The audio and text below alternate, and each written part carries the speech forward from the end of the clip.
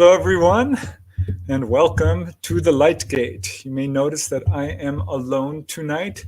That is because my dear co-host is feeling a little bit under the weather, but don't worry, Dolly is fine, and we are going to carry on with just me tonight. I, of course, am Preston Dennett, and you are watching the Light Gate. I think we're at episode 53 now. I have a really exciting guest, a return guest.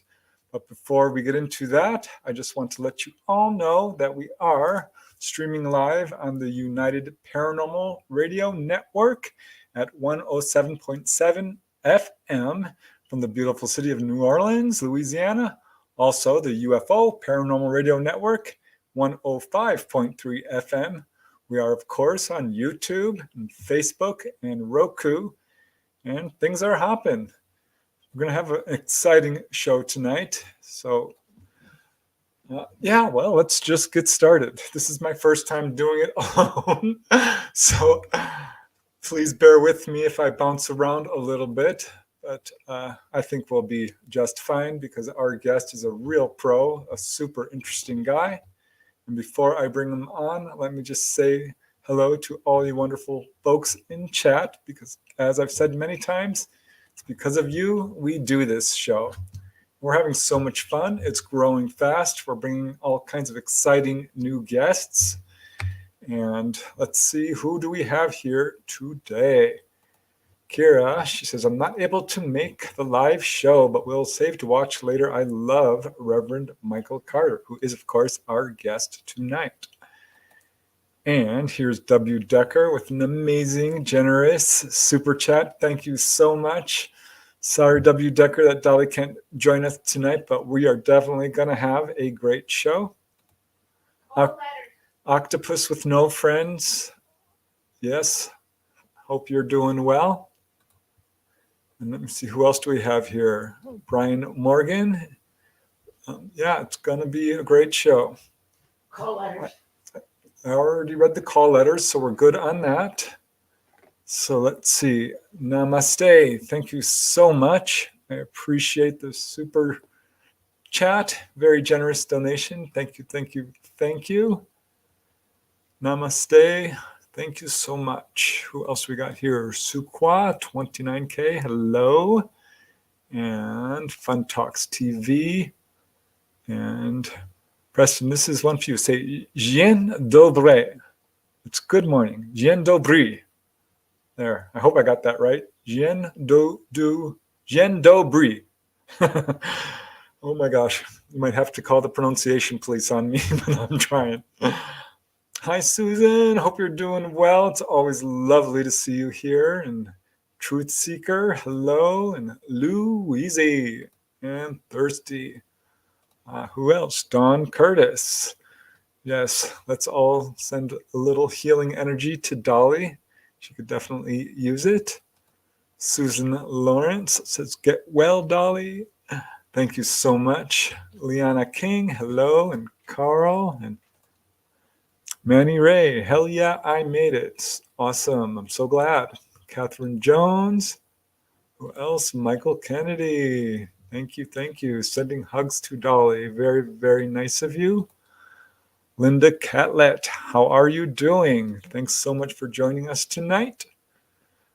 Blind Psychonaut. That sounds super interesting. Thanks for being here. We're going to have a great show. Oh my gosh, Star Orchid 8. A wonderful, generous super chat. Huge thanks to you. You guys, this means so much and helps a lot. We're always trying to improve our show in every way we can and bring on exciting new guests. Okay. Observe, hello. Rat Food.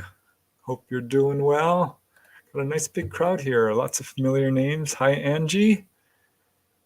And hello, Anan Imas, all the way from Florida. And Kayleen Gwynwither White. I think I got that pretty close. All the way from Australia. Thank you so much. I think it's probably very early morning there, but I'm guessing. What else we have here? LD1 Kenobi and Becky Duncan. I better get started or I'm going to get in trouble. Paramarv, all the best energy to Dolly this evening. Thank you so much. John Williams. All right, here we go. My fave, Mr. Rogers. Okay. Oh, all right. Daniel from East Tennessee. Awesome. 11:13 here in Australia. The very next day. Okay. Oh, and Angie's also in Aussie. Very cool. I love you guys, how this show brings us all together from all over the world. It was so cool to talk to Heidi Hansen a couple of weeks ago. We did have a repeat episode last week because we couldn't make it. I hope you all enjoyed the replay. Really cool guy. But let's get going with our guest tonight. Let me just pop on the banner and take off this comment right here and tell you a little bit about Reverend Michael JS Carter. Now, if you've been watching our show for any time, you know he's been on before, but he had a lot more to share, and he's back by popular demand. A lot of you guys said you need to bring him back, and of course, we really wanted to. He's a true pro. He's a huge influence in this field, and let me just tell you a little bit about him. He is an author, of course, of several books, very well received, a contactee himself with all kinds of interesting experiences, a minister, a healer. I want to talk about all of this. But he's originally from Baltimore, Maryland, and moved to New York City in 1980, where he lived for 27 years working as a professional actor, which is so interesting to me. We can talk a little bit about that, because I did a tiny bit of acting, actually. He moved to Asheville, North Carolina, became an ordained interfaith minister, receiving his BA degree in letters from the College of New Rochelle, where he graduated, no surprise here, cum laude.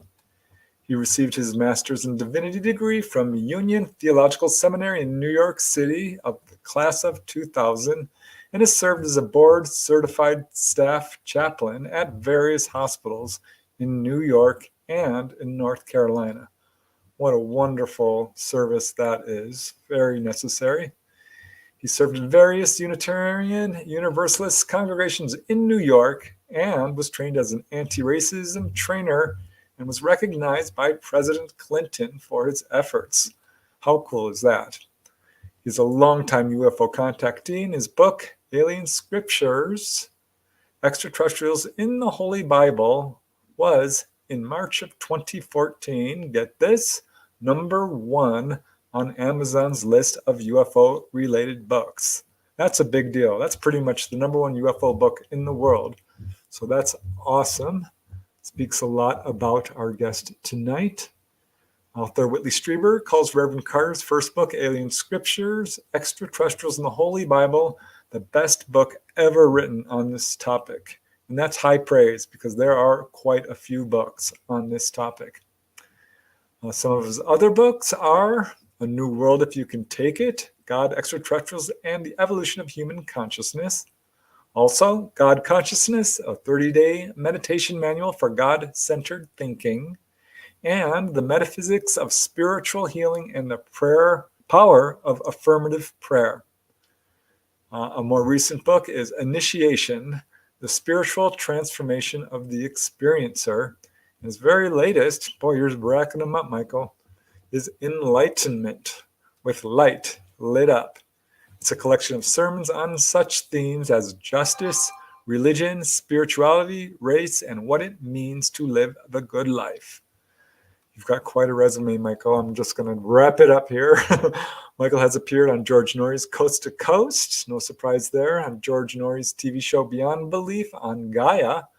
Other TV appearances include being a regular consultant on the History Channel, going to talk about this for sure, the Ancient Aliens series, as well as being featured in the UFO TV documentary, The Real 4400, and UFOs, The Hidden Evidence on the Travel Channel. It's also featured in Steven Spielberg's TV documentary, Abduction Diaries, for the Sci-Fi Channel, which was the precursor to Spielberg's HBO series, very much acclaimed, Taken. currently serves as the minister for the Unitarian Universalist congregation of the Swannanoa Valley, located in the beautiful mountains of western North Carolina. And yes, they are beautiful. I have a friend who lives there. My childhood friend lives in that general area. All right. Now let's just bring Michael on so he can save me from being the only person talking here. Hi, Michael. How you doing? Thank you, brother. Next time we'll just cut that into 3 sentences. And, no. Thank you. No, I mean, because people know me now, and you know me, so it's nice to know. It's nice to have, but you know, I'm happy to be here, brother. And I'll be sending some.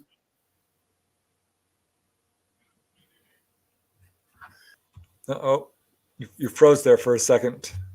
Oh, I was saying I'll send some energy to Dolly when we're done. Oh, cool. Yeah. Yeah. Well, healing is a big part of the whole contact experience. So I was really delighted to hear that you do healing work. So many people do. I know Dolly's done it. I've had some healing sessions from a number of contactees. Yeah. I know it works. Yeah. And remember now, you wrote 2 books on healing, but the first person I called after I had my healing was you. That's right. Remember that? Remember that? Yeah, you were so still honored. You were still living on the West Coast. Yeah. I said, Preston will know how to handle this. So. Yeah, and we immediately became friends. So that's awesome. Yeah. And I did get to interview you also for Ray Hernandez's massive book. And you just recommended me for a TV thing. So many thanks. Hey, we got to get the word out. Yeah. For all of us. And that's one thing that I'm glad that you and I have, and Dolly, and because believe it, I know maybe people already know, but people who don't know, the field is quite competitive, and there are a lot of people who, you know, I guess like in anything, they don't want to see other people do well. So, you know, Preston refers me to stuff. I do that. We want to help each other because that's how you play it forward. And some people still don't get that, and so people vying for attention and that kind of thing. And it's a blessing for me that I meet people like you and Dolly and other people that we're just about getting the word out. We're just about learning and trying to educate folks and getting educated in return. We're not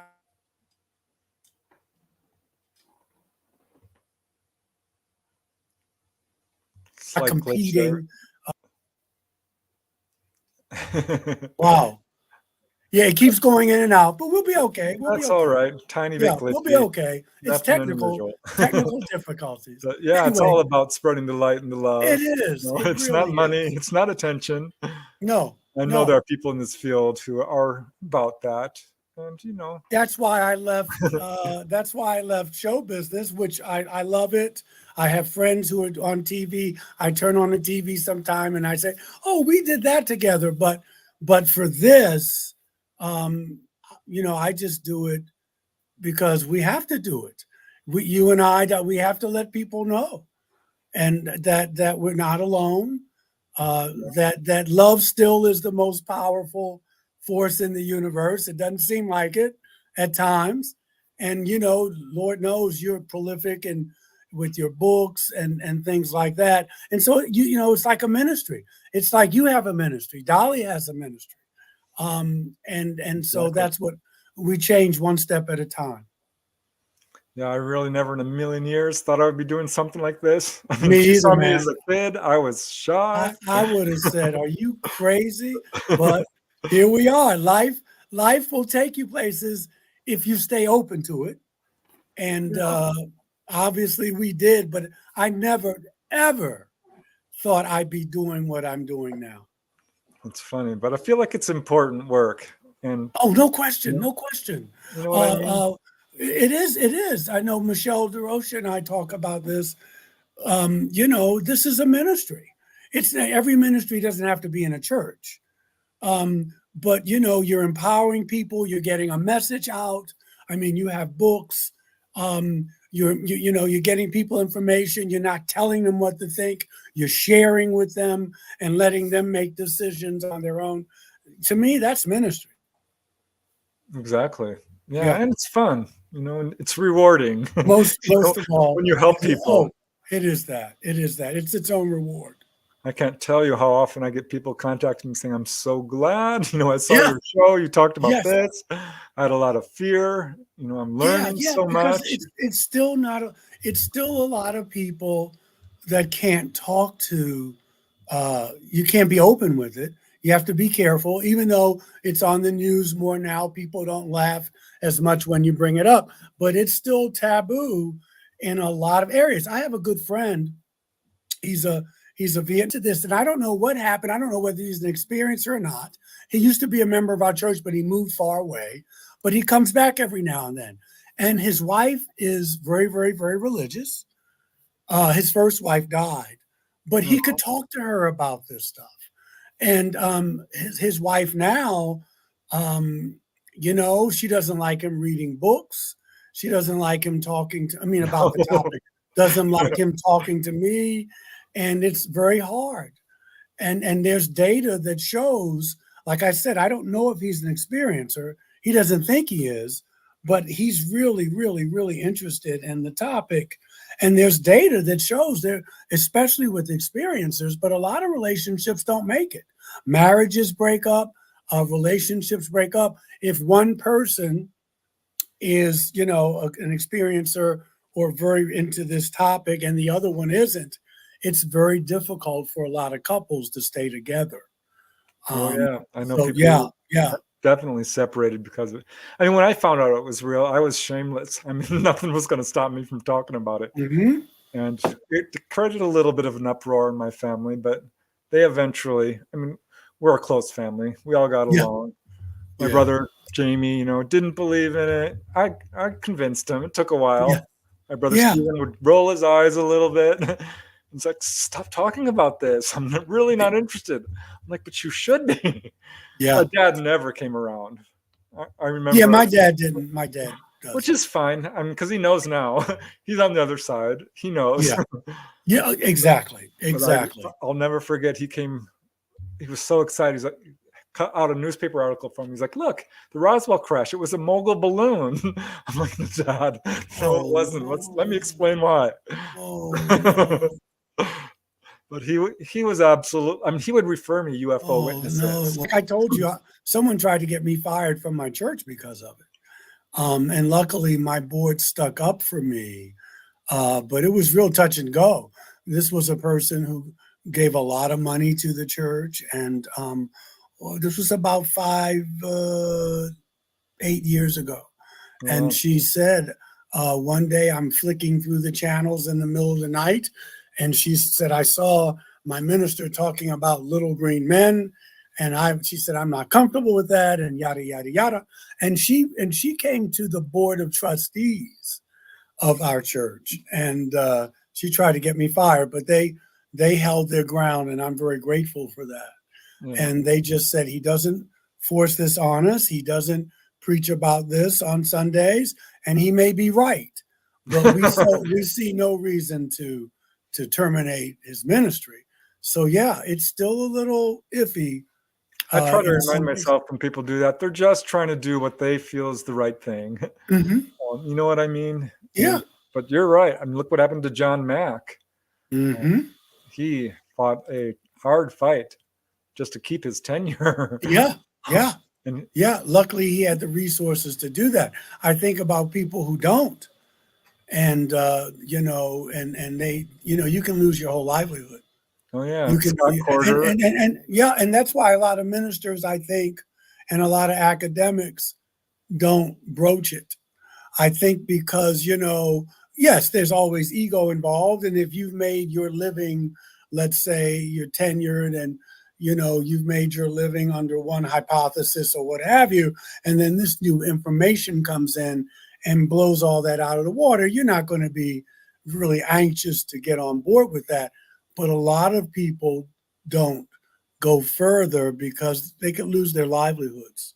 Yeah, Scott Carter, a doctor, did lose his job Leah Yeah. Haley, a contactee. Mm. She was an I accountant. remember Leah. She Remember? wrote some books a long time ago. And Yeah, what Mark Davenport. exactly. They got together. It was Yeah. one of those UFO couples that come Are they together. still around? I don't know. I think Mark may have passed on. Now don't quote me on that, but I think he did.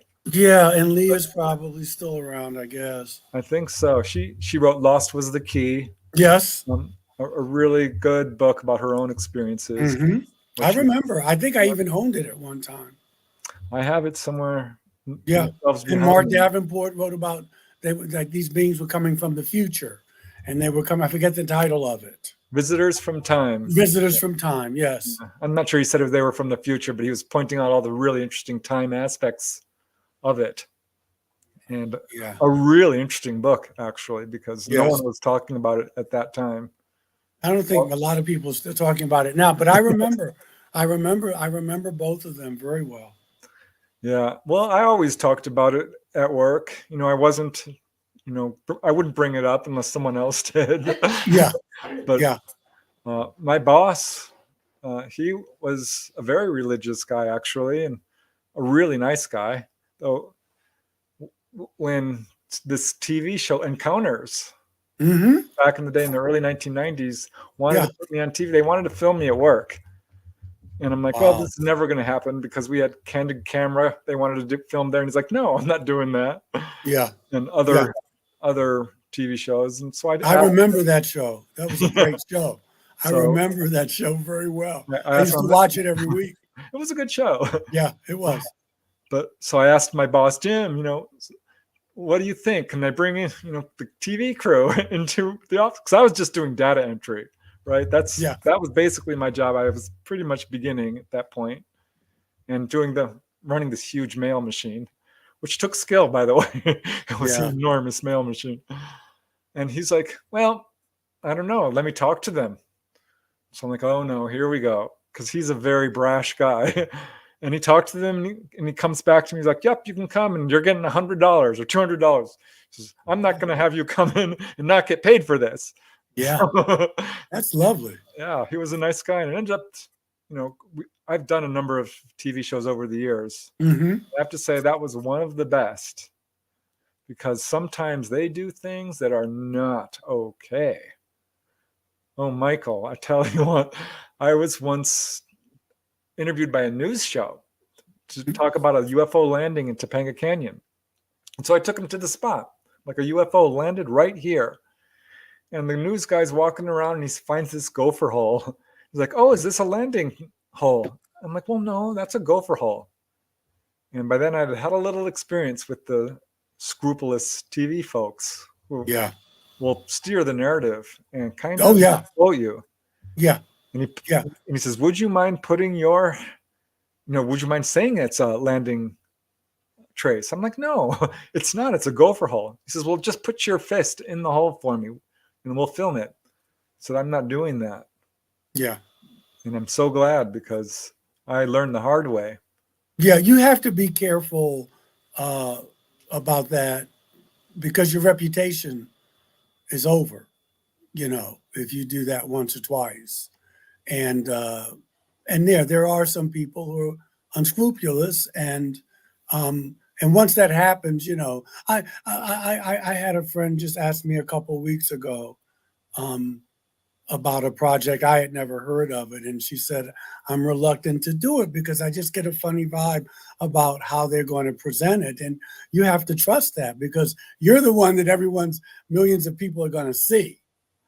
So you have to pick and choose. Always distressing when I see that because I remember, and I won't name the show, but they were talking about the Jeff Greenhaw case, which I don't know if you know this case, but it's a police officer who was called to a UFO sighting.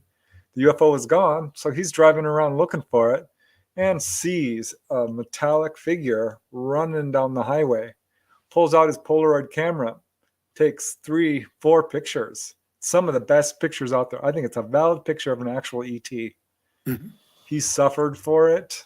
I mean, he was threatened. He lost his job. We were just talking about that. Yeah. His wife left him. They bombed his mailbox, and he was basically driven out of town. But they were featuring this episode on a television program, and they're like, and here's the photos. It wasn't the photos. It was not the photos at all. Yeah. And they looked so fake. Yeah. I was so mad. And I so know a guy. He's lost everything. Yep. And I know a guy who won't. I asked him to go on TV. I was like, I'm not doing it. They treated me so bad. Mm-hmm.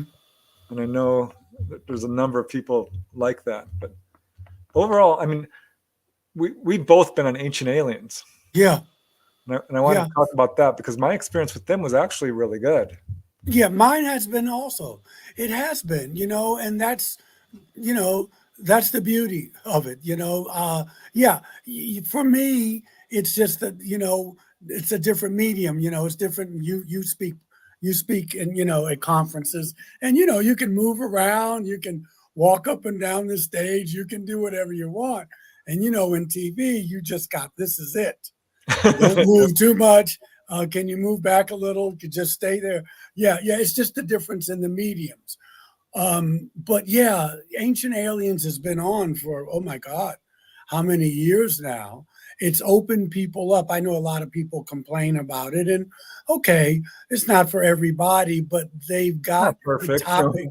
Yeah, but they got the topic out there that people take it seriously now. And what are they on? Season 20, 21, 22? They've been on for quite a while. And I enjoy it. I don't do it as much as I used to. I used to do it maybe like every 3 or 4 months. Now I may do, like I did something about a month and a half ago. We did 2 episodes. I don't even know if they've aired yet. But it's always a pleasure to go out there. And they do treat you well. And they take the topic seriously. So I can't complain. Yeah. I mean, I was on one TV show. They said, okay, we need you to drive like 50 miles. I'm like, fine, not a problem. Exactly. Got there and sat in the chair, and they're like, well, you have a line in your shirt. I'm like, well, this is actually a brand new shirt. Had to take it off, get it ironed, sat down. They argued for an hour about where I should sit. And by the time they got me there, the light had changed. So I had to move again. Yeah. Yeah. TV's a whole different, it's a whole different medium. It was funny. Yeah, it's different, but you reach so many people, I mean, if you go to a conference, which I love to do, you may get a few hundred people in there, but TV, you're just reaching millions. Exactly. And so it's a great medium that way. When it's used to teach, you really can't beat it. Well, that's why I almost always say yes, because I think it's a wonderful opportunity. It is. And, it is. But I have to tell you, that show, they're like, well, here, we don't have lunch, but here's a bag of peanuts and a can of water. I'm like, really, you're paying me peanuts? Yeah. And I actually wrote back to them because I'm like, this is a 50-mile drive. I don't suppose you can afford gas money. I'm like, we didn't give you gas money? Oh my gosh, we're so sorry. Give us the mileage. Did you get lunch? Any lunch? I'm like, well, yeah, I had to go out for lunch. The peanuts weren't going to cut it. Yeah. And they paid for that too. So you gotta ask, I guess, sometimes. Yeah. It's very cool, and I have to say, but Ancient Aliens, they treat you better than that. Oh yeah, the History Channel. But sometimes these little independent films, they're just shooting it on a budget, and so which I totally get. Yeah.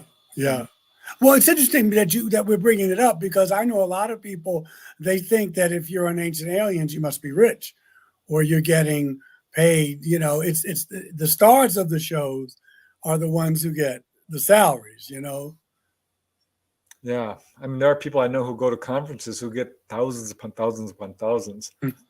I never, I'll average a couple of, maybe 100, 200. I will say MUFON Central paid me, I think it was like $1,000. It's blown away.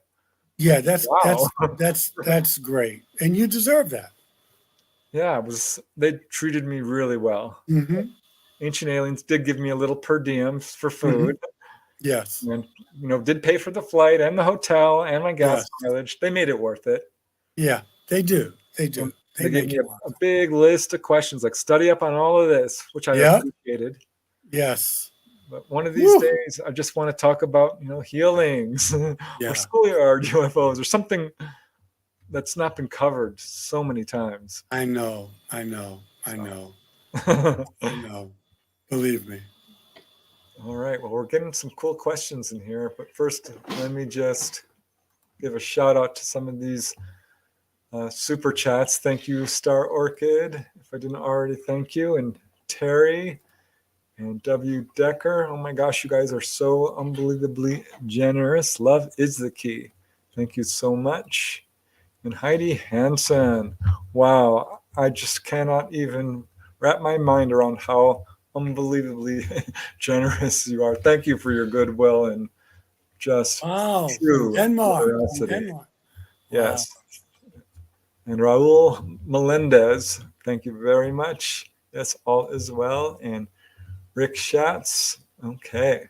Thank you, Rick. So we may as well pop up a few questions here Yeah. because I see some and I'm not going to have a whole lot of opportunities because it's hard to talk to you and look at the chat too. But here is a question from Janice Conant, which certainly gets a lot of speculation. And this is a serious question for Reverend Carter. Do you believe that Jesus was an ET? I do. Thank you, Janice, for that. That is a serious question. Yes, I do. I believe that if your dad is not human and your mom is, then that makes you a hybrid. And Jesus is it's very clear in the Gospels that Joseph is his earthly dad.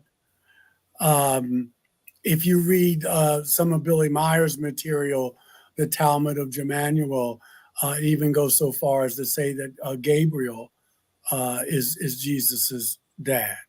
Now, whether you believe that or not, or I believe that or not, one could debate that. But clearly, his mom is human and his father isn't. And it sure does explain a lot of the miracles. It explains this otherworldly teaching that, forgiving your enemies and loving your neighbor, even today, is a very, very difficult theology. It's a very, very difficult way to live life, but it's possible. And I believe that's what he came to show us. We also know, obviously, that stars don't travel across the sky and shine lights down on mangers.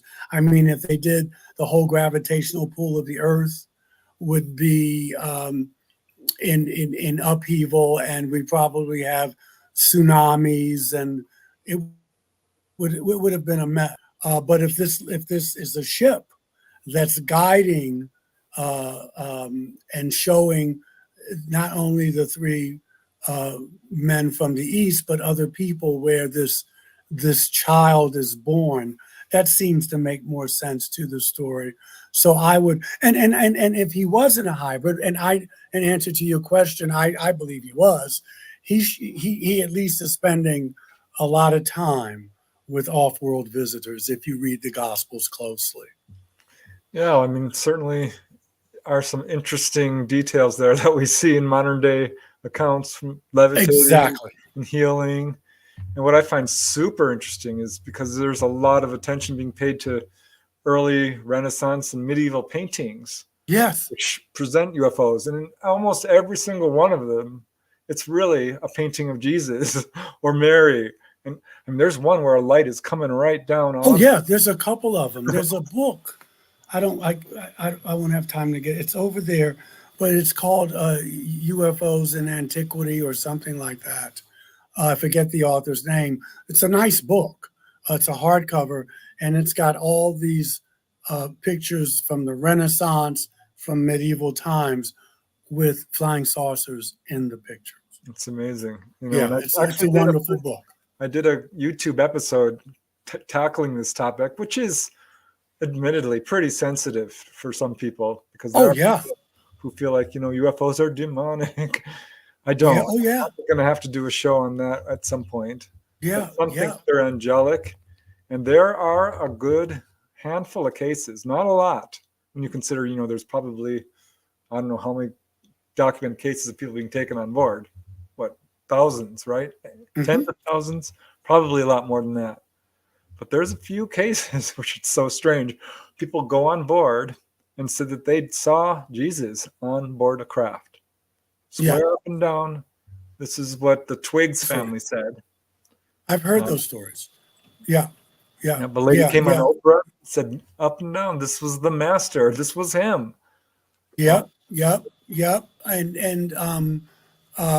there's, I think our religions, our earth-based religions, are the result, intentionally or unintentionally, of our ancestors meeting extraterrestrials.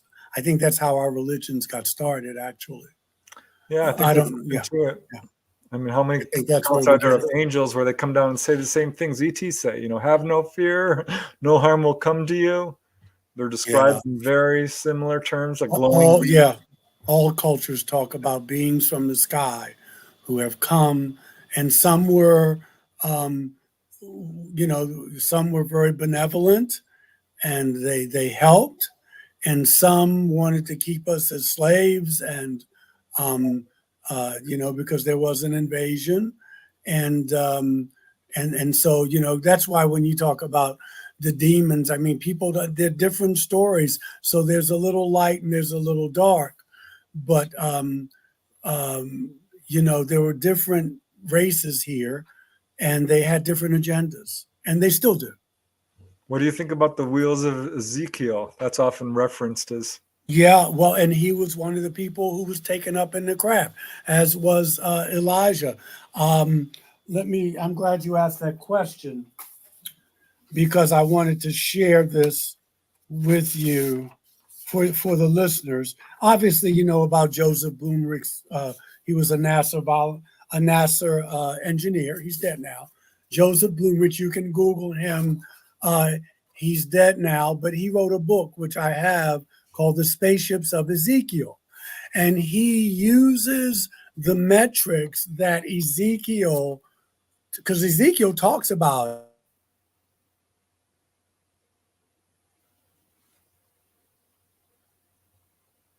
it in the book. And I just wanted you to know this. Ezekiel saw this in Mesopotamia, which is today ancient Iraq. He tells us what it looked like. He tells us what it was made of, how the wheels were. He describes the lights. Everything is very precise. And so in 1974, NASA got a patent on the wheels that Ezekiel said he saw. It was granted in 1974 to Joseph Blumrich. It's called the omnidirectional wheel. And the other thing about this is that NASA has a patent on it. The patent number is US 3789947A. It was obtained February 5th, 1974. Isn't that something? And it's because of the wheels that Ezekiel described, and a NASA engineer took down everything he said, because it's right there in the Bible, and he came up with that, and NASA has a patent on it. Amazing. Yeah. So that there's proof right there that Ezekiel saw a ship. Yeah, and it's all through the Bible. I mean, yeah, Ezekiel, Elijah. Is he from the Book of Enoch? The Book of Enoch, which was taken out of the Bible. If you look at Jesus leaves and comes back on a cloud, where he leaves and he's supposed to come back on a cloud. You see it in Exodus story, the pillar of cloud by day, the pillar of fire by night. These are all craft. When you look at the Vedic scriptures and they talk about their flying cities, what they call the Vimanas, and how these gods fought with one another. If you look at the Greeks, when they talk about the Titans, they call these giants the Titans, and there's Zeus, and these and they had craft, and they got drunk, and they made love, and they fought with each other. These are not, these are gods in the sense of their technology. But All right, well, let me just pull up your book here. yes. Oh, thank you. Yeah. They're real. These are real flesh and blood astronauts. And, they're called the Anunnaki in the Mesopotamian text. They're called the Elohim in the Hebrew text. And these beings have been here for millennia. Amazing. Yeah. Yeah, I wish we could just all come together with this and stop arguing about it. It's astonishing to me when people say, oh, no, they're demonic. And I always point out to them, like, well, let's wait a second. Because people are being taken on board and healed. I think we have some real problems in this field. One is that we're basically a society that's drenched in fear. I mean, we're drowning in it. And it's put forth through our media and divisiveness and all of this. And people who are skeptical, are really just victims of the cover-up. Because this should not be a subject that people deny in any way. It's only because of the cover-up where there's a vigorous, well-funded, carefully orchestrated campaign to not only cover up UFO evidence, but lie about it and steer a fear narrative and provide disinformation. And so skepticism should not exist. And this is what I tell people. You're just buying into the lies our governments, and not even our governments, but the folks behind the cover-up, have been pushing forth for, more than 100 years, really. Well, first of all, yes. And, it's easier to control people when you keep them in fear. When you keep them so busy worrying about everyday survival that they can't focus on anything else. People are trying to make ends meet, put food on the table, and you keep feeding them fear. And it's just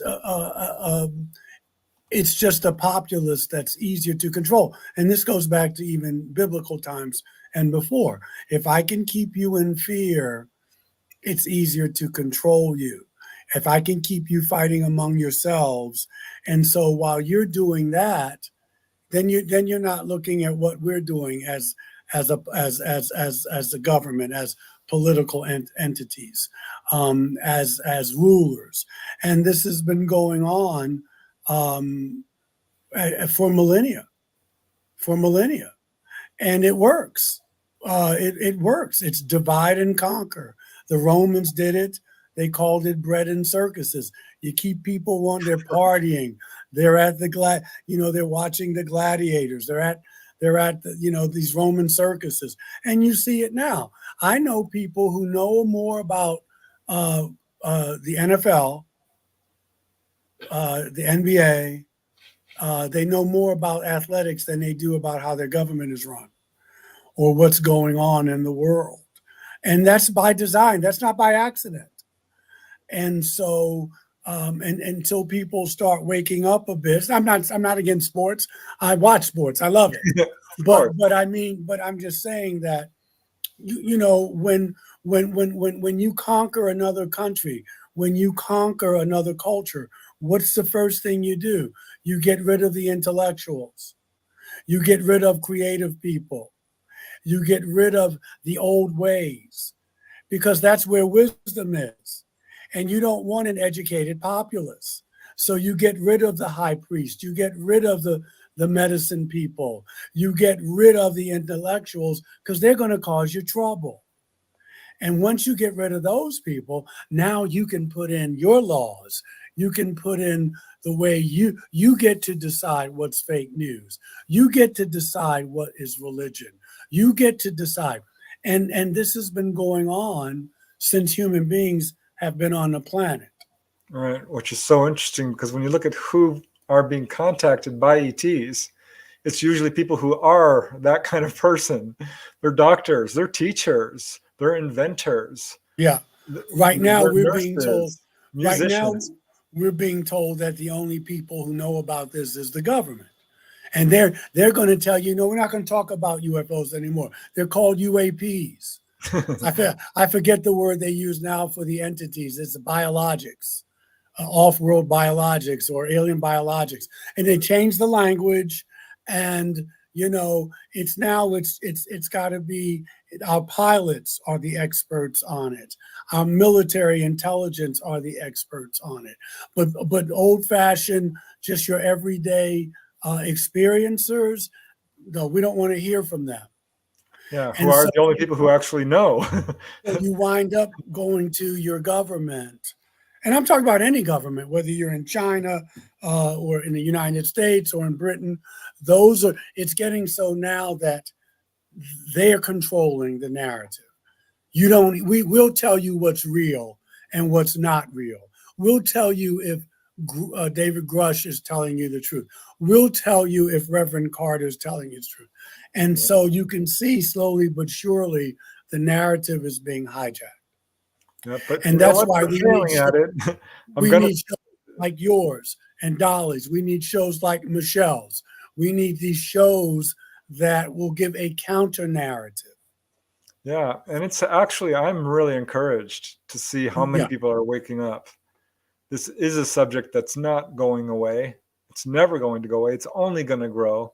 Yeah. The genie's out of the bottle. But if I can control the narrative, I get to control the speed in which the information is given you. That's what we need to watch, to be aware of. To be aware of. When David Christopher Mellon came out with the TikTok thing, he came out with that, right? And obviously he had permission to leak that. Okay, he's a free man. I'm sure he's probably signed non-disclosure agreements and that type of thing because he served under a couple administrations, but he came out with that. Nothing happened to him. He wasn't locked up. He wasn't medicated. And so then 2 years later, we get this information from our government that says that's true. What we saw there is true. So it seems like what they do is they give out information and then they step back and see how the public responds, and then they'll do something else. So then after that, 2 years later, now we got all these whistleblowers. And you got people wanting to shut it down. There are people in Congress who want this to come out, and there are people who don't. Right. And so now, and then, you saw the hearings and they asked him a lot of questions, well, all three of them. And some things he could talk about and some things he said, I can't talk about that. I have to talk about that in a SCIF, which is a secure room. And so, there's something going on. He couldn't talk about it publicly. And now we're not hearing anything really because we're going to wait to see how people respond. And then they'll come out with another piece of disclosure. So it's like spoon feeding you. Yeah, it's infuriating. The EU, European Union, just did a official hearing last month, I think, or a few weeks ago. And it was pretty much the same of what we're hearing. People in high positions and very credible talking about this subject very seriously. Yeah. And I'm very, very much encouraged by that because they can try to steer the narrative all they want.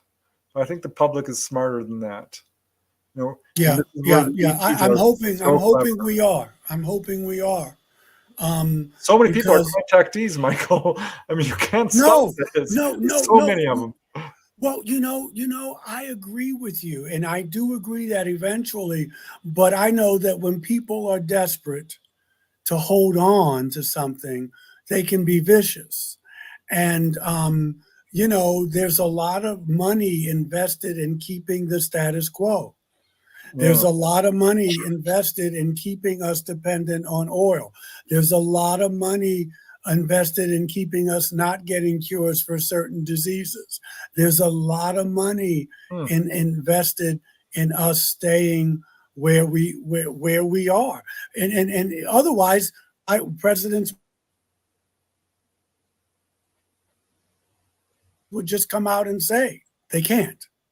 Hayam Mashed, who was the back on December 8th, 2020, for 28 years, he was the Brigadier General for security for Israel, space security. And he came out on December 8th, 2020. You can Google it. You can look it up. This is in the public We got some high-level people coming out. Yeah, and he said that there's bases. He said the United States and Israel and other countries have been in contact with extraterrestrials for 70 plus years. So if you do the math, that takes you back to Truman and Eisenhower. That's number one. Number two, he said that we do, and he's not locked up. He's still walking free. He's retired. Number two, he said that we have bases on the moon and Mars. Number three is he said that not only are there politicians who don't want disclosure, that there are even some extraterrestrials who don't want disclosure yet, saying that we're not ready yet. I've heard this. I think that's one of the main things that has prevented more open official contact, is that we ourselves are killing each other. We're not electing leaders who have our best interests in mind. We're creating a lot of our own problems. We really are. Yeah. Let's look at Roswell for an instance. It's an old case. Everyone's heard everything about Roswell, but we just had a guest, Don Schmidt, on the show. Yeah, I've heard of Mr. Schmidt. Yeah, good guy, amazing researcher, and it was a real eye-opening show because he's still working on this case. He's still interviewing people. And there are people out there who are still afraid to talk, who have an enormous amount of information. They tried so hard to cover that incident up. Remember Representative Schiff from New Mexico? Yep. Couldn't get any information on it. He was stonewalled from day one to the day he died suddenly of an aggressive form of cancer, which I wondered about. I don't know that there's anything nefarious going on there, but that sort of thing does happen. And this is... we're still dealing with Roswell being covered up. It's ridiculous. Yeah. Because we know that's real. You only have to take a quick look. There's over 100 books on that case. Yes. Oh, yeah. Yeah. Yeah. But do you see the lengths people will go? We can't prove that this brother was murdered, but the thing is, we know that that's always a possibility. And so this is how far people will go. You look at James Forrestal, okay, right. Who wanted to come clean about what was going on. He commits suicide. And those are extreme cases, but we know a lot of people lost their lives behind these events. And so it just goes to show you how people who benefit from the status quo want to keep it that way. Why? Because there's so much money to be made. When this exotic technology gets privatized to Lockheed Martin, to Raytheon, to these other private contractors, they can distribute it on the timeline that they want to because they make more money from it. And it makes disclosure that much more difficult, and that's by design. Well, I want to talk about how we can overcome this, and maybe talk a little bit about this book, because I think this is an important one. This is your recent book, so thank you. Think a little bit about that while I read because we have to take our top of the hour mini break and just let everyone know that you are watching The Light Gate. I'm your host, Preston Dennett. Our lovely co-host, Dolly Safran, will be back next week, I'm sure. She is not feeling well. Our guest tonight, of course, is Reverend Michael J. Carter. We've been talking about all kinds of different subjects, everything from cover-ups and healing to ETs in the Bible and throughout ancient history and ancient Renaissance paintings. And we've been talking about all these different things going on television and what a challenge that is. But I do want to let you all know that we are streaming live on 107.7 FM radio from the beautiful city of New Orleans in Louisiana, and also 105.3. It's the United Paranormal Radio Network and the UFO Paranormal Radio Network, 105.3 FM. We're also on Roku, which is very cool, YouTube and Facebook. And the show is growing fast thanks to all of you. So thank you all for joining us tonight. We're having a blast. And yes, put in your questions in caps, so because I am alone tonight trying to pull out these comments. You're doing great. You're doing great, Preston. You're doing great. So yeah, if you have any questions, please do put them in because we love questions. And yeah, Michael, I'm interested in this book, Enlightenment. Yeah, And I love the cover. I love the way you put lightened up. Yes. That's very clever. Yeah. And enlightenment is when a wave realizes it is part of the ocean. Yeah. Beautiful. Yeah. Thank you. Well, my publisher is a very creative person, and he did this book. And it's a little story behind it, but the story is mostly about my laziness, Preston. And it's about how I can put myself in a box. I don't want you to put me in a box. I just want to put myself in a box. What had happened was, when I wrote the first book, it was my master's thesis. And so, I did that. And then I wrote another book about a new world if you can take it. And now this is what people were enjoying. But I said to myself, you know what? I don't want to be known as the UFO minister. So I wrote a book. It was a meditation manual, God Consciousness.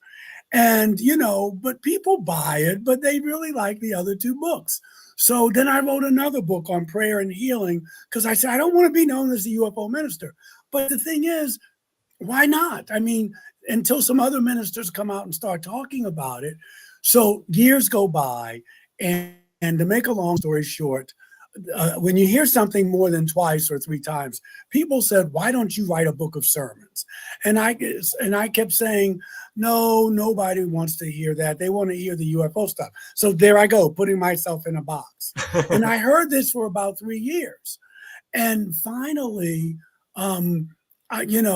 this guy said, Michael, I'd help you put it together. I'm a professional editor. So the universe is saying, Michael, you're lazy. Yeah, we set it up for you because I didn't have an editor for the other ones. You could probably tell there was some editing stuff that could have been better. But the guy was right there in my church. He was reasonable. And, it took me about 2 months, and I came up. I picked out the sermons. I got all of this stuff together, and it came out in December. But it just was a little story of me saying, oh, I don't want to do this. I don't want to do that. And the universe was pushing me.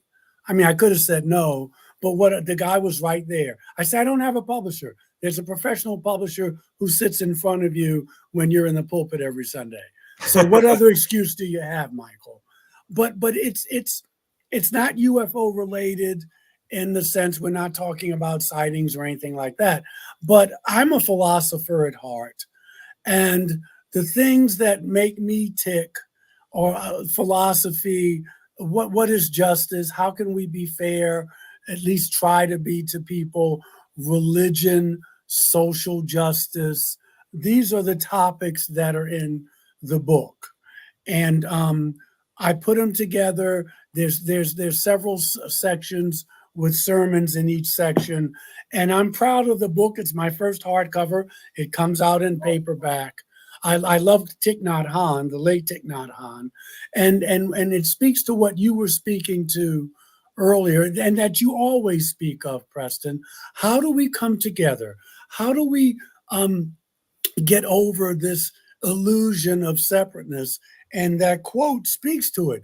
An enlightened person realizes that you are part of the whole. You are not separate. That what you do to me affects you, affects the planet. It's if I went to the ocean and took my glass of water and put it in the ocean and took the water out, wouldn't it be silly if this glass of water thought it was separate from the ocean, from its source, just because it's in the glass? Well, we do that. We come from the same source. If you're an atheist, okay, you can say, well, we don't come from God, but all the elements in the universe are in our bodies.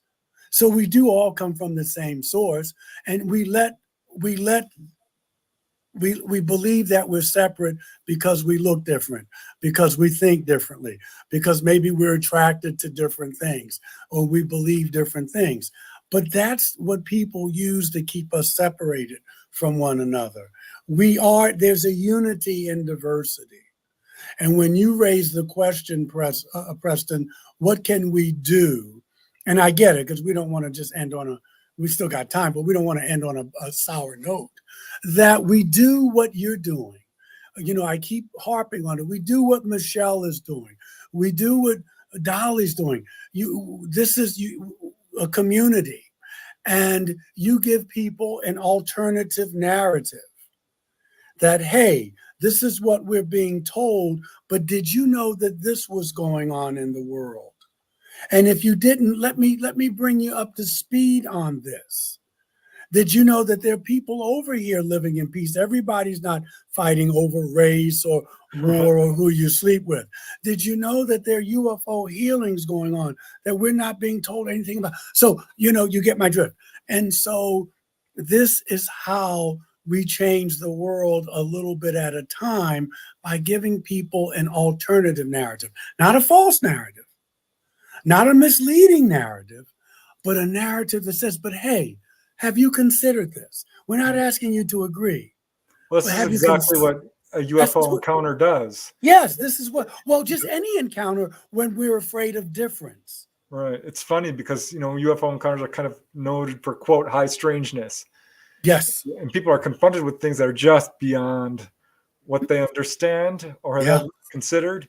And I think this is intentional because, this is something shamans do as well. Yes. And master teachers and, wise elders and what do you call it? And people who are enlightened, they will confront you with things that there's a slight little clever trickster aspect to it because it forces you to consider a new paradigm, to think out of the box, to change your way of thinking, to look in new directions. Yes. It's really interesting because, we do consider ourselves as individuals. We're like, well, no, I ended my skin. No, you don't.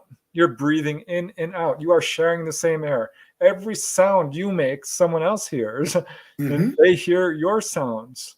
And people say, well, I'm not psychic. You are. We are a telepathic race, but people have it sort of buried in their, what we would call the subconscious. I think that's the wrong term. It's really the super consciousness. And we are all, because when someone has a psychic, flash, like, oh, I knew you were going to call. That is telepathy. That is you connecting to the oneness that we all are. Yes. Which is exactly what the ETs are trying so hard to do. They're doing their part, just like you are, and I'm trying, and we're all, I think all of us play a role. It's just embracing it. And I love what you said, when the universe is telling you to do something. And I didn't want to listen, man. I didn't want to listen. I didn't, and it didn't force me, but it did say, how many excuses do you need? You didn't have a publisher. Guess what? This guy sits in front of you. You could spit on him when you talk. That's how close he is to you. Every Sunday. And so, but getting back to your point, we're not separate, Allison Carr, and that's how you get people to wake up. Now, the thing is this, and I'm listening to what you just said, Preston. Thank you, Kevin. I think when we talk about the intuitive stuff, the telepathy, see, we've been to the cosmos. We were taught that you're not psychic, that, when you come in, you're like that. When you come in, babies, they know. They don't have all the hangups and stuff. Karen Swain, oh my God, hey Karen. So anyway, but that's repressed. we're taught that, what are you, crazy? Oh, come on. And so we have to reawaken. Karen knows about this. You have to reawaken those things and encourage people like you were doing, because a lot of people say, oh no, I don't have any intuitive ability. And as you say, of course you do. You gave an illustration. I know who's calling, just thinking about you when you called. And you and that is it. It doesn't have to be, everybody's not going to be Nostradamus, but there are different ways to be psychic. You don't have to be Nostradamus. Some people have clairaudient, they hear, clairsentient, they feel, so there are different ways. But we're taught that if you don't see, hear, taste, touch, or smell it, that it's not real. Yeah. And we know that. And you alluded to it, Preston, when you talked about the shamanic journey. Of course, there are people who equate the contact experience with shamanic journeys. And it makes you, it challenges your worldview. You come back a different person if you allow it. And it also, how can I say, it also makes you risk being uncomfortable. In order for us to grow, we have to learn to be uncomfortable. Yeah, and that's a great so lesson in discomfort. yeah, you have to be. I was reading something the other day. Someone said that they wrote everything you ever wanted in life is on the other side of fear. And so you have to risk being uncomfortable, whether it's with the color of someone's skin, whether it's with their sexuality, whether they believe in ETs and the other person's a fundamentalist, Christian, Muslim, Jew, whatever. You have to be able to navigate those waters and not be afraid of difference. This is what Star Trek is all about. Yeah, I love differences. I think it's so interesting. Yeah. Can you imagine if we were all the same? That would be but there are people who want us to be that way. And there are people who want us to be that way. You're right. It would be boring. But it's even on our money, right? What's it? E pluribus, whatever. Anyway, out of the one, the many. Right. Out of the one, the many. And so here we are in America, experimenting with what it means to be a multiracial democracy. We haven't gotten there yet, but we're still trying to figure it out. And now we find out that there's as many races that are on planet Earth. There's even more in the universe. So how are we going to interact with all the diversity that's right here on our planet? And now we got to get ready for the diversity that's in the universe. It's an exciting time. Yeah. I had some people saying, why aren't there any dark-skinned ETs? I'm like, hold on a second, I'll show you some. Yeah, there are. And I've been there putting are dark-skinned ETs. Yeah. Yeah. And yeah, there are plenty of dark-skinned ETs. There's some Palladians who are dark. All of them are not blonde, blue-eyed. And you know that. Most of the pictures that we see of them, because of predominantly are, but they're Palladians who are darker. I mean, it's just like they're grays. I've seen grays that are chalk white. Yep. And then there's some that are gray. Some of them are short, some of them are tall. It's a kaleidoscope of. I've got a few questions I'd love to bring up of life forms. Yes, please. But first, let me give a shout out to Susan Alloway, who's so absolutely correct. Just be love. I love Susan. She was such a joy to interview. She's in one of my books.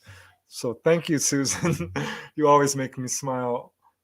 And Janice, of course, thank you so much. Wow, 82. Congratulations. Oh, wow. And this is my tip. Oh, that's so kind. We give where and when we can. So thank you, thank you. Okay, now here is a question from Eric Brewster. And I am curious about this. I'm not sure we asked you this, Michael. Have you had any out-of-body experiences? I have. I don't do it intentionally like our gracious host does, but I have had out-of-body experiences, and I think that sometimes I meet my ET friends that way. because initially all of my contact experiences have been physical, mostly, well, all of them pretty much in my bedroom, and they're physical. They touch me. They they may say a few things, but their mouths don't move. Right. But I suspect a couple of times I've had some out of body experiences, and it was easier for me to meet with them because it's very frightening for me um, because of the bizarreness of the experience. So yeah, but I know Preston. I know you studied and you can actually do it consciously, but I don't do it consciously. Yeah, it can be really scary, especially the first few times. Yeah, But boy, yeah, it gets good, and you learn so much. I mean, yeah. it's such a fun, awesome, it's a freeing experience. It really is. Okay, we got some more interesting questions here. Here is another one from Eric Brewster. This one's a little dark, but any questions are welcome because we like to be able to have this be a safe space. But Eric is asking, have you heard that 4 or 5 years ago they would have killed people like Chris Bledsoe, but now they aren't? Any idea why? And he also wants you, Michael, to tell your Gray story in detail. Before you Okay. do, let me jump in because I would like to answer this question, and I'm sure you have Yes, some opinions about it. yes, yes. Go But, on. but yeah, this is, the cover up's no joke. There are people who have absolutely lost their lives. If you look into it, there's a number of researchers who have died under mysterious circumstances. Some I think is a little overblown. I'm pretty sure John Mack wasn't an actual accident, and James Yeah, yeah. McDaniel, I believe that too. yeah, his family. It was all investigated very thoroughly, but some no. I mean, the events surrounding Roswell, and I think now we're at a situation where to rub someone out who is putting forth information and evidence is going to draw attention to them and bring validity to their story. So I think that would be a mistake for them, not only morally, but for their own interests, which is to cover up and try to debunk this subject. So I think this gives a lot of whistleblowers and contactees who have evidence a greater liberty to share their story. Because if the government comes after them, then they can say, well, look, they're coming after me. I'm obviously scaring them. Exactly. So that's Exactly. my opinion on that. No, I and Brother Brewster, yeah, I concur with what Preston is talking about. If I think one of the reasons David Grush had come out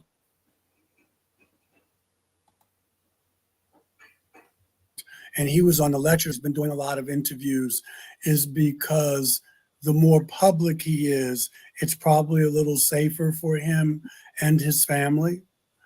And so if something were to happen to either him or his family, it would just prove a point. The other thing I want to say, and no, and I didn't try to do the OBEs consciously. The other thing I wanted to say though was this. This has always gone on, not in the same level, the same way, but all through history. People, the church was involved in a lot of this. If you had psychic ability, if you had the ability to just draw people to you, you were considered a threat. If you had red hair, you were a witch. If you had psychic ability, if you were healing, you'd come up with, you're practicing medicine without a license. I believe that if Jesus of Nazareth came back and started healing people, he would be arrested on some trumped up charge.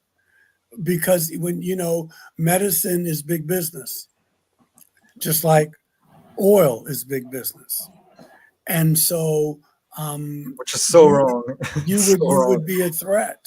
You would be a threat, and you would have to be dealt with, and Yeah. something would come up. Well, if you look through Um, history in terms of the saints, because I read Butler's Lives of the Saints, and I learned a lot from it. This is a huge book which outlines the autobiographies of all the saints, and they did stuff, of course, like immunity from fire, superhuman strength, walking on water, multiplication of food, levitation, healing, psychic reading.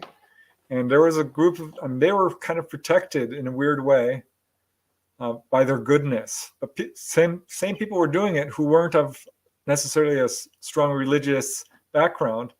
And they were the ones who were in real danger and would be labeled as witches or heretics or possessed or all kinds of, and they were doing the same darn thing. Yeah, but you know, the powers that be have to be the ones and not the everyday people. And again, it still goes on today. I will give Brother Brewster the Gray story. Preston, you've heard it ad nauseum, so I will. I love it. No, in 1989, December 28th, 1989, is when I had my first, I call full-fledged contact with a being that looked like that. I come back with my girlfriend at the time from the Yucatan Peninsula. We went to Cancun, and one day we took a bus ride to see the pyramids on the Yucatan, the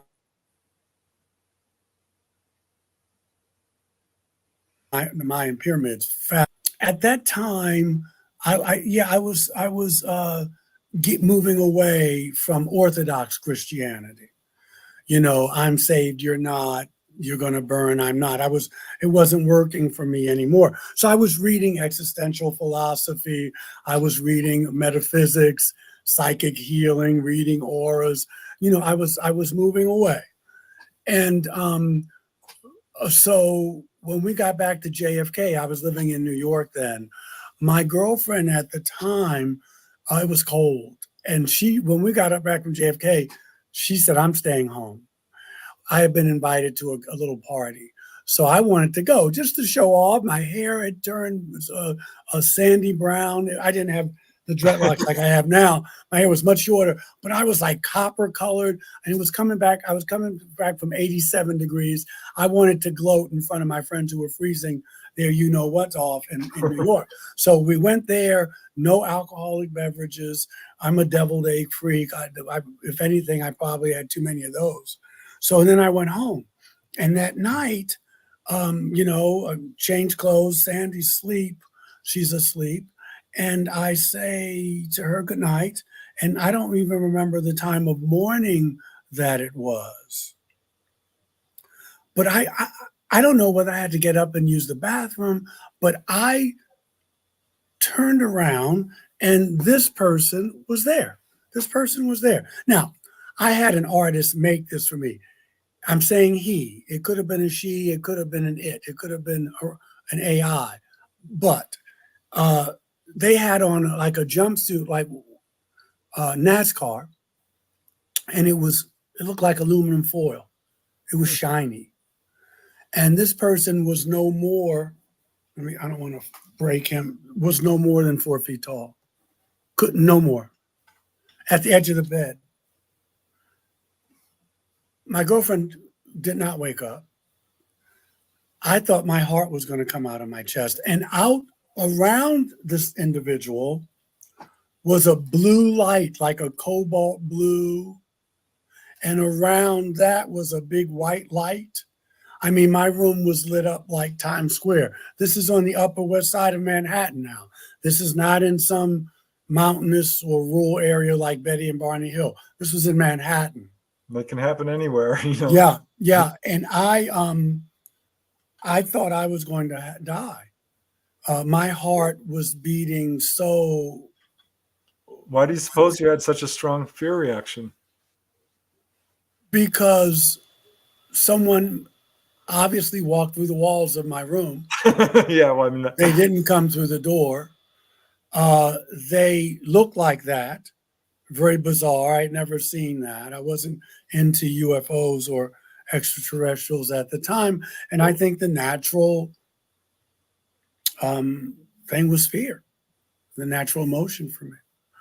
So I pulled the covers up over my head, and I remember going into the fetal position. And I remember the temperature change. All of a sudden, I'm in my bedroom in December with the heat on, cold New York day between Christmas and New Year's, December 28th, and I felt like I was outside. And I heard this whoosh, whoosh, like the wind was blowing. And my mind is trying to make sense of everything that was happening to me. And then I all of a sudden I just said, I'm going to pull these covers down. And when I did, I was in my room. No one was there. No one was there. There may have been missing time, right? I mean, that's a possibility. I'm sure it was. Yeah. Well, when Bud Hopkins later on, a couple months later, I met Bud Hopkins. We were at a conference together on Long Island. He regressed me. Right after this, the late Gene Mundy had regressed me. And when it came up that I was on a table, that I was taken outside of my room, and that these beings were examining me. But I didn't know that at the time. That was later with the regressions. Sandy woke up, and my book Initiation, it was interesting, Preston, because when I wrote the book and I sent her a copy and I tell all the story, and she said, I remember that night. She said, and I remember these shadowy looking figures in the bedroom, and I couldn't stay up. There was a voice in my head that just kept saying, go to sleep, go to sleep. So that was my first contact. And they came, like twice a month. They came every new and full moon. They did, the Grays, for about 8 months, almost a year. And so, that was a whole thing. It got me away from, religion. It opened me up to so many other things.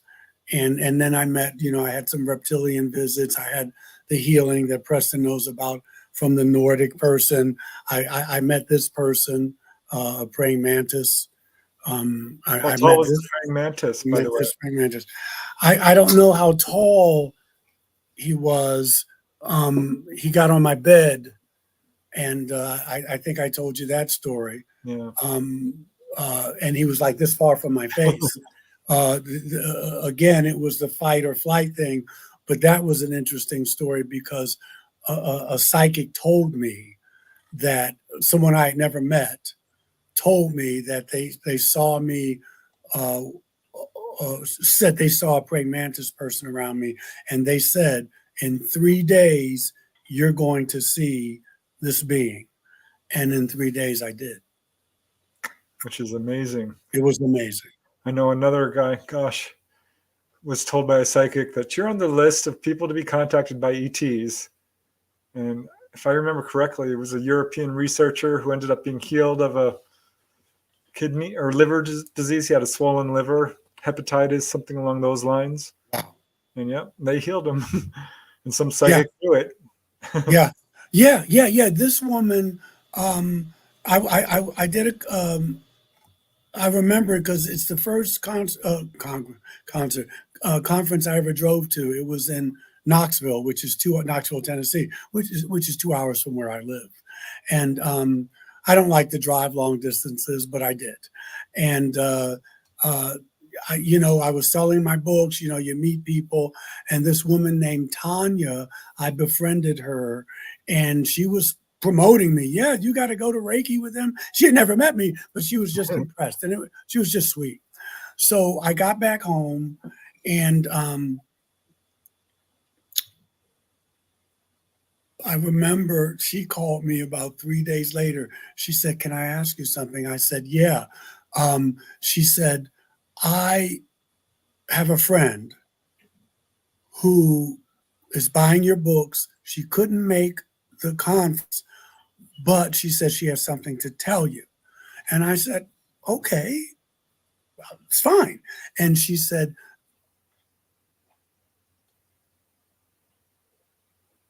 can she have your number? Or she's right here with me. Do you want to speak to her?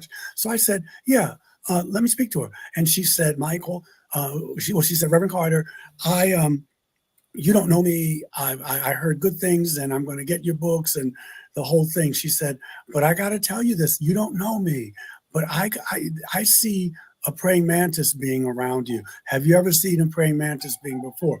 I said, no, I never have. And she said, well, you're going to see one in 3 days. And she said, I said, who are you? What do you do? She says, I'm a psychic, but I'm also a lawyer. And I was like, boy, that's using your right and left hemispheres of your brain. And I didn't ask her what type of jurisprudence she practiced, and she said, I'm telling you it's going to happen. So I said, okay, fine. I mean, Preston, what am I supposed to say? So that first night, the next night, I'm at my house. I lived in an apartment then. And I was walking from room to room, and it just felt weird. But I said, Michael, stop it. Okay. The second night, I noticed that when I would go to get a glass of orange juice, or if I went in a room to watch TV, or if I went to read or write in my journal, I started getting chills. And it was just weird. Now, when my brother, my brother was murdered back in 1995. So someone robbed him and killed him. And my brother was a heavy smoker. So, after he had died, sometimes I'd be home and I smell cigarette smoke. And I would know that's my brother. I would talk to him, Kev, I know you're here. I hope you're okay. We would just talk. I would talk. So it wasn't him, because I didn't smell cigarette smoke. I just said, this is auto-suggestion. Michael, just stop it. Just relax. The third night, even when I came home from work, my hair would stand on end in my apartment.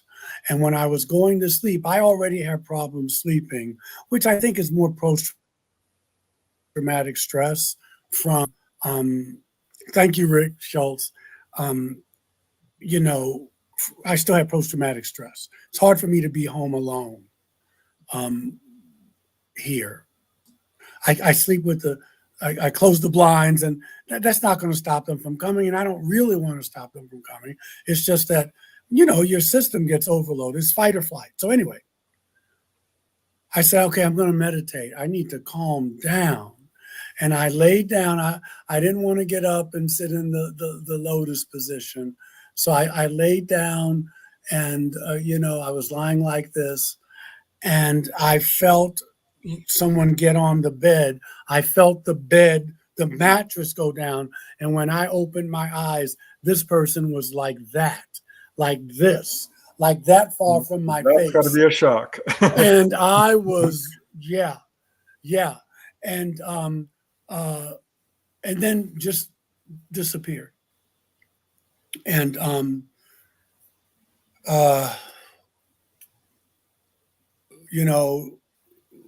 it was very bizarre. I can see just the way you're talking about it, how it affects you. Yeah, it's a big deal. And I was, I called.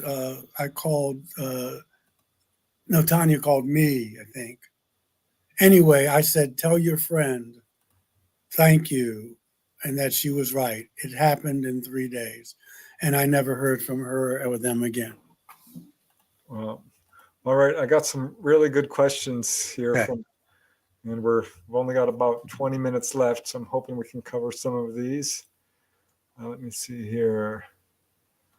This is from Blind Psychonaut. Reverend Michael, what do you think about Moses with the 10 Commandments and the burning bush? It's interesting. Billy Meyer wrote the Decalogues, which is almost a same sort of thing. Yeah. And he got those from the Palladians. I think Moses talked to Yahweh, and that Yahweh was an extraterrestrial. He's certainly not God. The interesting thing about the 10 Commandments is that even without the UFO spin, those 10 commandments weren't for everybody. They were for the Jewish tribe. They were for the Hebrew tribe that Yahweh was in charge of. Yahweh was jealous. He was a warrior God. He did not want them worshiping other gods, and there were other gods there. Asherah, Chemosh, Baal. He said, I don't even want any images of them. I don't want you worshiping them. You know, you weren't supposed to murder your Hebrew neighbor. You weren't supposed to sleep with your Hebrew neighbor's wife. It wasn't for everybody, because if it was, Yahweh wouldn't have told them to go into the land of Canaan and kill the men, women, and children. The 10 Commandments were never meant to be a guidepost for humanity. They were for Yahweh's tribe. And so obviously I think the burning bush was Moses trying to describe. There may have been a craft there or a bush there, and the light from the craft maybe made it look like the bush was burning, but it wasn't being consumed. But remember, they're trying to, like Ezekiel, they're trying to describe in their language the technology that they saw. But clearly, Yahweh is an astronaut, and he is he's got a lot of issues, but he's a warrior, and he had to take land. If you go to Deuteronomy 32 and read that, you have to, and get a good translation. Don't use the King James Bible. It's the worst Bible in the world. It's beautiful prose, but it makes them all sound like they're doing Hamlet. You know, it's all Shakespearean. It's King James. If you can get a Greek, Hebrew study Bible, an Aramaic Bible, but if you go to Deuteronomy 32, and remember, everywhere you see the angel, you put extraterrestrial. And when you see the Lord, you put Elohim. Elohim is God's plural. You will see that Yahweh was given that land. And when you get the land, you get the people on it. And he got that little strip of land that we call now the Middle East. But they didn't have land. That's why they're going into all these lands and fighting and conquering. Right. And they're fighting other Jewish people. They're part of the same lineage. They're the Moabites, the Amorites. Some of them are giant, but they're fighting other people with the same lineage, but they're taking the land. There was an invasion. We need to stop fighting, just plain and simple. Yeah, but it was an invasion because the gods were fighting among themselves. You see it in the Greek pantheon. They're fighting. When you look at, again, the Vedic scriptures, they're fighting each other, and human beings are caught in that crossfire. So we were invaded. When you look at the Cherokee, where they talk about they're coming from the star people, the sky people. When you look at the Mayans and the Popol Vuh, all these places, all these geographical places were carved up by these beings. By these beings, we were invaded. Well, I want to get to some more of these questions because they're stacking up. So I don't mean to cut you off, but some of these are actually interesting. No, it's okay. You know, I can just my mind is crazy. Rick is asking, when and where are the next conferences you are going to? I know I'm going to be doing the Shag Harbor conference if all goes well later this year. Oh, I thought we were going to do together. Well, maybe we will.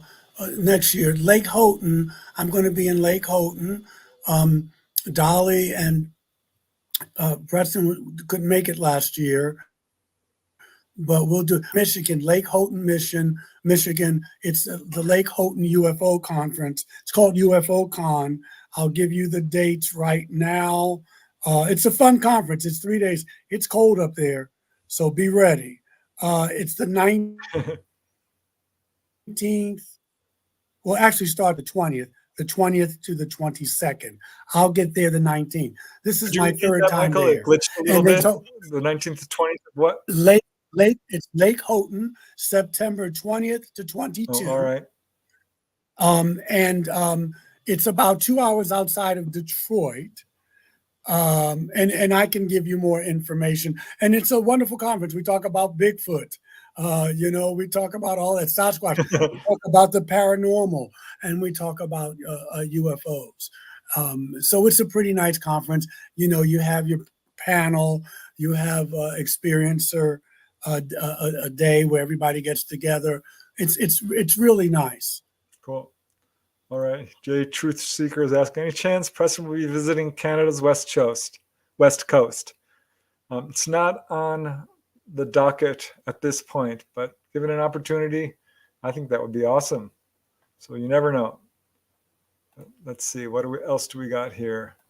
Jay Truth Seeker. I wonder if there are any ETs and ET humans listening to this show. Of course.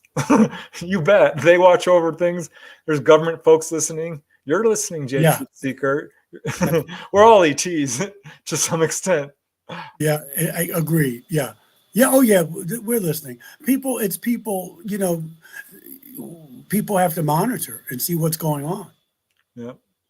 Okay. I haven't heard of Project Kona Blue. Blind Psychonaut is asking. Not sure if you've heard of that. I'll have to look that up. I just heard about it 2 days ago, but I forgot. I literally heard about that. I think it's something about, oh boy. There's something, it's not like there may be some staged event. But I'm not even going to go there. But you know what? I just heard it on News Nation.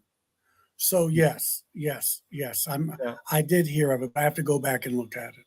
Well, we do regular Q&As, so that's something we can line up. Yeah. All right. Deleted Truths is asking and saying, scientists say we live in a holographic universe. Any thoughts? I just want to go back to Kona Blue. It's something that just came out where the government said they started it and then they stopped it, which I think they're not telling the truth. But I forgot what it is that they started. And they admitted it. Oh, reverse engineering of ET craft. Yep. That they started it a while ago. Okay. Well, I'll have to look into that. Yeah. All right. You're slightly glitched there. Hopefully you'll come back in just a second. Computer's a little glitchy today. Yeah, it's glitchy. I think, at this point, anything is possible. If you ever saw the movie The Matrix, people said that wasn't a movie, that was a documentary. The Hindu religion brings up this, not in holographic, they don't use those words, but they're talking about what is real. Are we living in a simulated hologram? That's controlled by AI or what have you. I think that is possible. I'm not a believer in that. I'm more scientifically minded about it. I think the universe itself, by nature, is holographic in that one piece of the universe can reflect the entire universe. The Holographic Universe by Michael Talbot is a good book and talks about, how just one piece of the universe has all the answers of the universe within it. Mm-hmm. So, and I think that the idea of a matrix really comes from, if you do astral travel, you can actually project a reality from your own thoughts. And that sort of thing. But I'm a believer that we're living in a third dimensional universe that would exist without us. It's, I don't know. And that's why I say it could be possible. I'm not saying I believe in it, but I know now that anything is possible. All right. Yeah. And Aussie Jen says, we should all choose a day that we can all join together to meditate together and heal the planet. Yeah. That we could change the world real quick if everyone just got together in love and compassion, did the right thing, left fear behind. I think definitely we should move towards that. Okay. We still have some time to answer a few more questions. We're starting to come in fast and furious, Michael, but chat is loving you, so we'll try to keep up. Oh, I love them back. Okay. Eric is asking, sorry for the dark topics. Have you heard of Ted Rice's account of mantis ETs? It's pretty interesting how some say they are protectors of children, and Chris says they eat children. I have zero, and I'll underline that, evidence of that. I think that's pure fear, pure disinformation, good evidence of how vicious disinformation from our own secret governments can be. Mm-hmm. Yeah, I haven't heard Mr. Rice's account of mantis aliens. And it's not a dark topic. It's we tackle these things. I haven't heard any accounts of that. But when you hear about the reptilians, for instance, and part of that is in our lore from Christianity and in the Hebrew Bible, that all the reptilians are evil and you want to stay away from them. But then you hear these accounts, some of them in the Bible, they talk about it, but in the Hindu scriptures, the Mahabharata, the Upanishads, in Chinese lore, that some of these reptilians actually came here and helped humanity, taught us how to what plants were good to eat, what plants weren't good to eat, taught us how to live off the land, taught us how to build cities, that kind of thing. So I'm always suspicious when a whole group of people is accused of something. Yeah, I totally agree. All right, now here is a great question from Blind Psychonaut. He's asking you, Michael, what do you think manna was? Was it powder, white gold, or something else? Well, I will tell you that I don't know what it was, but the Hebrew word for manna, I forget what it is, but it means just that. We don't even know what it is. The word that they use to describe manna in Hebrew means we don't know what it is. What we do know is that the people got tired of eating it. What we do know is that when they asked Moses to go talk to Yahweh and said, "Look, we're roaming around in circles. We don't have enough food to eat. We were better off in Egypt." We do know that Yahweh had a temper tantrum and actually killed some of the people because they dared question him. Some of the people were made ill. And what we do know is that is not the behavior of a god. Right. That's what we do know. It's very interesting. All right. Kevin Douglas is talking about who flies triangular craft. Our own secret government, I think. Well, yeah, that kind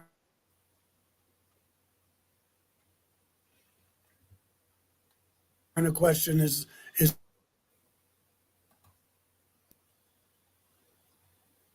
as far as the race who flies it. I have no idea, but I do know we have triangular craft. I think the whole Phoenix Lights event shed a light on that. But some of these craft we have too. And so you have to ask, is it ours or is it theirs? Okay, here is a question from Eric. Any idea about the paranormal connection to ETs? Preston, you mentioned on Glenn's podcast that someone told you that an OBE person was loitering around your house and turned off lights in your study. Oh yeah, I did have a ghost walking around and I ended up contacting them and leading them to the other side. There's definitely a paranormal connection. Oh, no question. Yeah, it definitely is. And it's all, again, it's all in our... This book is all about, isn't it? Yes, and it's all in our religious literature as well. Yeah. Healings, spirits. In Samuel, in the book of Samuel, Saul goes and conjures up Samuel from the dead to ask him questions. You don't get any more paranormal than that, and that's in the Bible. So there's definitely that kind of connection going on in all the world's religions. Yeah, and it's a rare contactee who hasn't seen a ghost, had an out-of-body experience, had clairvoyance, done healing.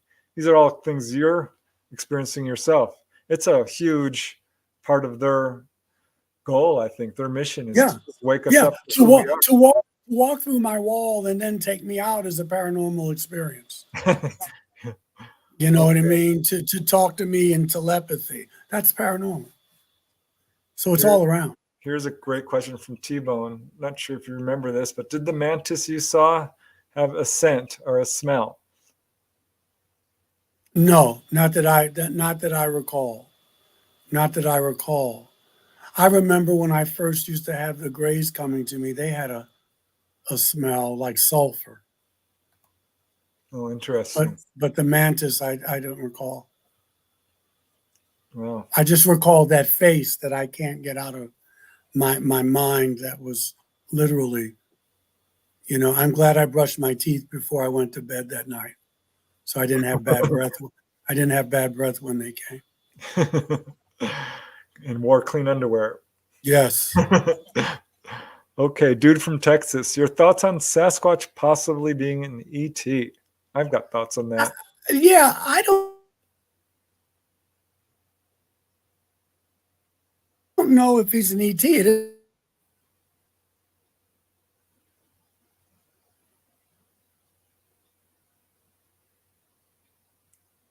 It's like glitch there. Sorry, guys.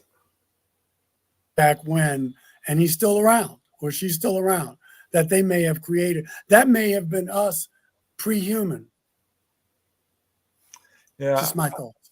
I think they've been around for a very long time, and I think honestly they're contactees like us. And this is why sometimes you have these cases come together. But definitely definitely connected with extraterrestrial life. No question. No, I want to bring this up. We've got still 5 minutes, and then this will be the last of the questions. But because the demonic folks say, oh, well, you know, they sometimes smell like sulfur, and this is connected to bad ghosts. I'm like, well, you know, sulfur is a natural odor for one thing. And I think I've never been to hell, so I don't know if there's a sulfur smell in hell. I'd be curious how you found that out, but I'm not in any way implying that they're demons. Okay.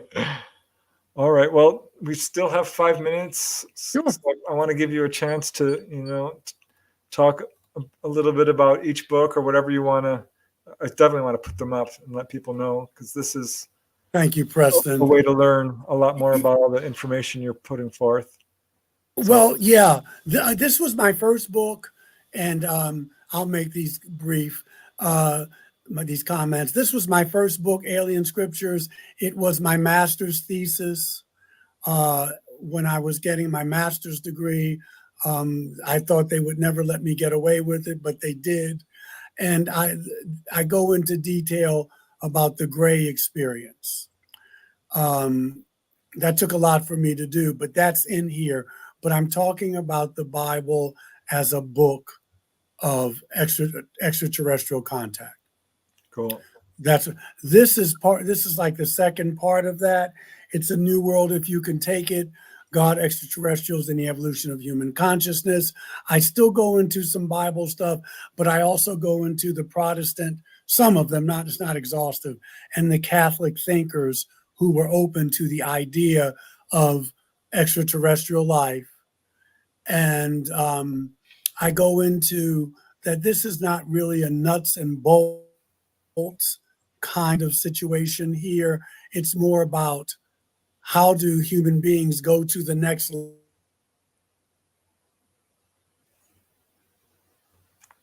Right. Very cool. All right. This is when I did not want to be known as the UFO minister. So I do Reiki and energy healing.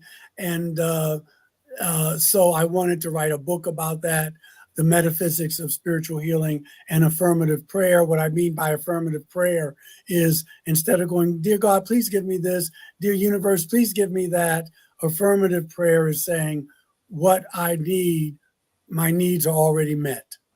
So I'm giving thanks before. And God consciousness, I should have put God in quotes. I'm not talking about a big person up in the sky, a big man up in the sky. I draw on humanistic, religious, spiritual lessons. You get one lesson every day, and you meditate on that every day. This is my latest book, which we went over, Enlightenment. It's a collection of sermons. And then this one. All right. Oh, initiation. Yes, this is the handbook. If you are an experiencer, this is a handbook for you. If you have a loved one who is, or if you think you are, that's the book for you. It gives you clues of whether you've been visited or not, among other things. Very cool. All right. Well, anything else you want to add? We have a link to your stuff in the show notes, but yep, we've got 1 minute left. So okay, I'll say this: you can go on Amazon and get those. I want to thank you all for your thoughtful questions. I hope we can do this again. Thank you, Heidi Hansen. And listen, don't let people take away your joy. Love still wins the day. Preston will do it again. I'm wishing you blessings. Dolly, get well soon. All right, guys. Well, that's our show tonight. I want to thank you all for watching. Thank everyone for the super chats. Super kind of you, Terry and W. Decker and Star Orchid and Namaste and Heidi Hansen and Raul. You guys are just unbelievably generous. You warm my heart. And yeah, we're going to have you back, Michael, because you're such an awesome guest. Thank you, Allison Carter. Yeah, I'd love to come back. And I don't want Dolly to miss out next time. So yeah, thanks so much for coming on the show. And we'll definitely do it again. But I just want to let you all know that you have been watching The Light Gate. I'm your host, Preston Dennett. My lovely co-host, Dolly Safran, will be back next week. Our guest tonight has been Reverend Michael JS Carter, author of some really wonderful books and doing great, great work in the field. And thank you all for your wonderful comments. I appreciate it very much.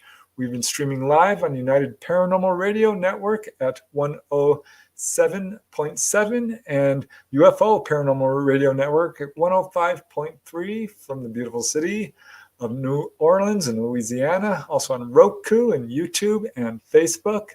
So thanks, guys. Yeah, and thank you especially, Michael, and we will definitely do this again. Okay, brother. All right. Thank you, everybody. Boy, you got a sweetheart of a Bye for now, guys. Gotta end the stream or I'll get in trouble. Bye.